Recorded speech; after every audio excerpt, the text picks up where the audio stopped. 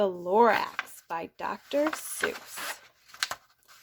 At the far end of town where the grickle grass grows, and the wind smells slow and sour when it blows, and no birds ever sing excepting old crows, is the street of the lifted Lorax. And deep in the grickle grass, some people say, if you look deep enough, you can still see today where the Lorax once stood, just as long as it could, before somebody lifted the Lorax away. What was the Lorax, and why was it there? And why was it lifted and taken somewhere? From the far end of town where the grickle grass grows, the old Onceler still lives here, and ask him, he knows. You won't see the Onceler. Don't knock at his door. He stays in his lurkum on top of his store. He lurks in his lurkum, cold under the roof, where he makes his own clothes out of muffled moof. And on special dank midnights in August he peeks out of the shutters, and sometimes he speaks and tells how the Lorax was lifted away. He'll tell you, perhaps, if you're willing to pay. On the edge of a rope he lets down a tin pail, and you have to toss in 15 cents and a nail and the shell of a great-great-great-grandfather snail. Then he pulls up the pail, makes a most careful count to see if you've paid him the proper amount. Then he hides what you paid him away in his snub, his secret strange hole and his groovulous grub. Then he grunts, I will call you by whisper-mophone, for the secrets I tell are for your ears alone. Down slops the whisper-mophone to your ear, and the old Onceler's whispers are not very clear, since they have to come down through a sturgily hose, and he sounds as if he had smallish bees up his nose. Now I tell you, he says, with his teeth sounding gray, how the Lorax got lifted and taken away. It all started way back, such a long, long time back. Way back in the days when the grass was still green, and the pond was still wet, and the clouds were still clean, and the song of the swami swans rang out in space. One morning I came to this glorious place, and I first saw the trees, the truffula trees, the bright-colored tufts of the truffula trees, mile after mile in the fresh morning breeze. And under the trees I saw brown barbaloots, frisking about in their barbaloo suits, as they played in the shade and ate truffula fruits. From the rupulous pond came the comfortable sound of the humming fish humming while splashing around. But those trees, those truffula trees! All my life I'd been searching for trees such as these. The touch of their tufts was much softer than silk, and they had the sweet smell of fresh butterfly milk. I felt a great leaping of joy in my heart. I knew just what I'd do. I'd unload my cart. In no time at all I had built a small shop. Then I chopped down a truffula tree with one chop. And with great skillful skill and with great speedy speed, I took the soft tuft and I knitted a thneed. The instant I finished, I heard a gazump. I looked. I saw something pop out of the stump of the tree I chopped down. It was sort of a man. Describe him, that's hard. I don't know if I can. He was shortish and oldish and brownish and mossy, and he spoke with a voice that was sharpish and bossy. Mister, he said with a sawdusty sneeze, I am the Lorax, I speak for the trees. I speak for the trees have no tongues, and I'm asking you, sir, at the top of my lungs. He was very upset as he shouted and puffed, What's that thing you've made out of my truffula tuft? Look, Lorax, I said, there is no cause for alarm. I chopped down just one tree. I am doing no harm. I'm being quite useful. This thing is a thneed. A thneed's a fine something that all people need. It's a shirt, it's a sock, it's a glove, it's a hat. But it has other uses. Yes, far beyond that. You can use it for carpets, for pillows, for sheets, or curtains, or covers for bicycle seats. The Lorax said, Sir, you are crazy with greed. There is no one on earth who would buy that fool thneed.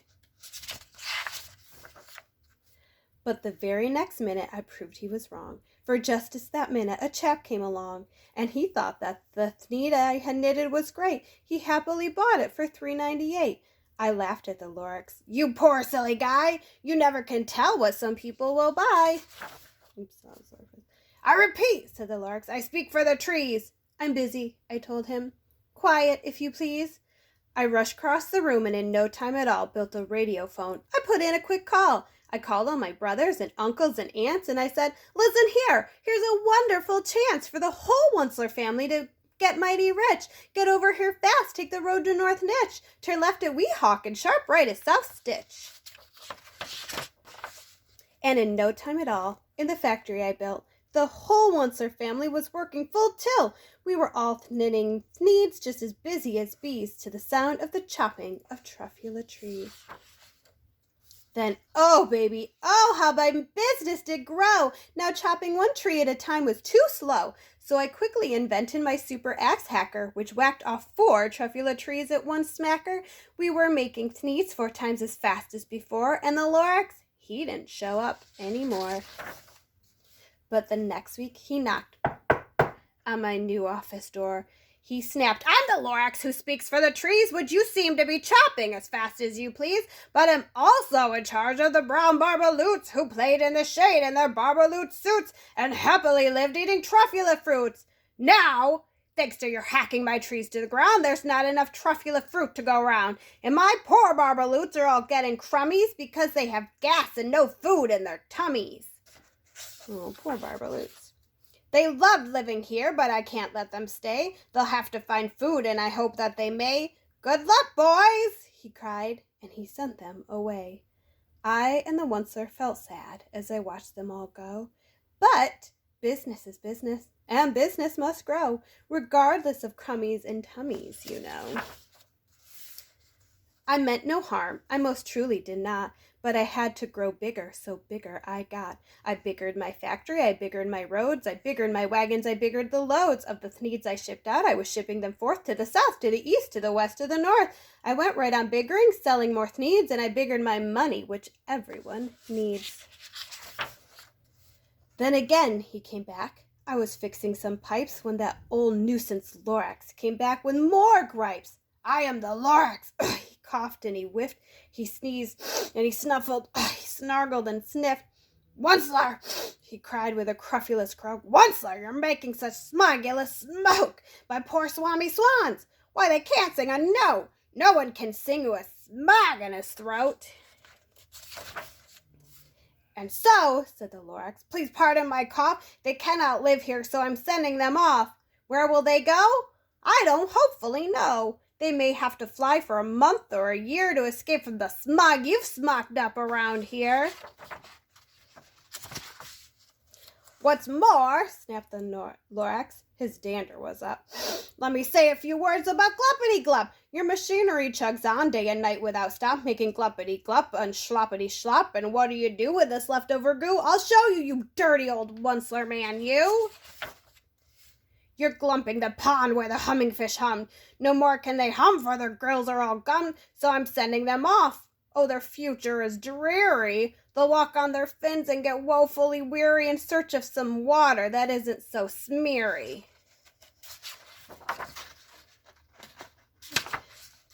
And then I got mad. I got terribly mad. I yelled at the Lorax. Now listen here, Dad. All you do is yap yap and say bad, bad, bad, bad. Well, I have my rights, sir, and I'm telling you, I intend to go on doing just what I do. And for your information, you Lorax, I'm biggering and biggering and biggering and biggering, turning more truffula trees into needs, which everyone needs. And at that very moment, we heard a loud whack. From outside in the fields came a sickening smack of an axe on a tree.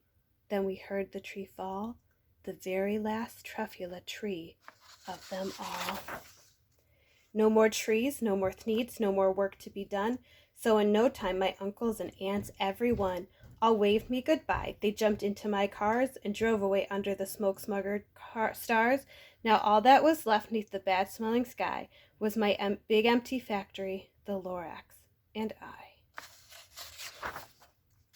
The Lorax said nothing, just gave me a glance, just gave me a very sad backwards glance, as he lifted himself by the seat of his pants, and I'll never forget the grim look on his face when he heisted himself and took leave of this place through a hole in the smog without leaving a trace. And all that the Lorax left here is this mess. In this mess was a small pile of rocks with one word, unless. Whatever that meant, well, I just couldn't guess.